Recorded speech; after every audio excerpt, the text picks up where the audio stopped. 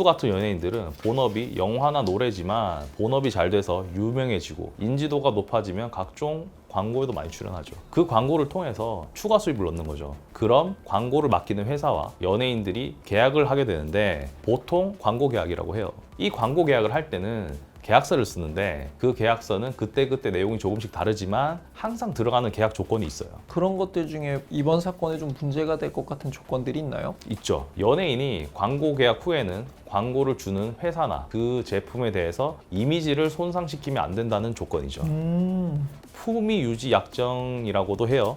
광고를 주는데 그 광고에 나온 연예인이 무리를 일으켜서 이미지가 나빠지면 광고주 회사도 이미지가 나락가잖아요. 그래서 그 광고 모델이 되는 연예인에게도 논란 일으키지 말고 품위 잘 지키고 이미지 좋게 잘 지내세요. 이런 걸 요구하는 거예요. 그리고 이 연예인이 지켜야 할 의무를 위반한 경우에는 보통 받은 계약금의 2배에서 3배 정도로 위약금을 물도록 계약을 합니다. 그러면 이제 저 같은 사람이야 애초에 계약금이 적겠지만 정우성 씨는 몇 천만 원, 몇 억 되는 계약금을 받고 하는 것들도 되게 많을 텐데 그럼 그 2~3배를 물어줘야 되는 상황도 발생할 수 있는 거죠? 그렇죠. 그럴 위험이 있기 때문에 정우성 씨가 작년 2023년 7월 9일 UN 난민기구 친선대사에서도 사임을 하고 2022년 한게임 광고 모델을 끝으로 광고 계약을 한 번도 안 했어요. 그러면 이런 것들도 단순히 그냥 CF가 싫어서라거나 아니면 CF에서 더 이상 자기를 찾지 않아서가 아니라 이런 위약금을 자기가 몰 수도 있다는 리스크를 이제 인지하고 한 행동일 수도 있는 건가요? 그렇죠. 그럴 고려가 있었을 수도 있어요. 특히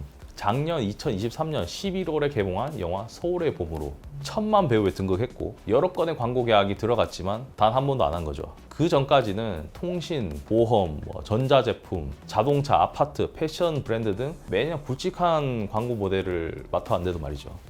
이상하죠. 좀 이상하긴 하네요. 추가 수익이라고는 했지만 어떻게 보면 이게 본업의 수익을 넘어서는 경우가 되는 거잖아요. 그럴 수도 있죠. 근데 그런 걸 이제 갑자기 전혀 안 했다고 하니까 조금 이상한 면이 있네요.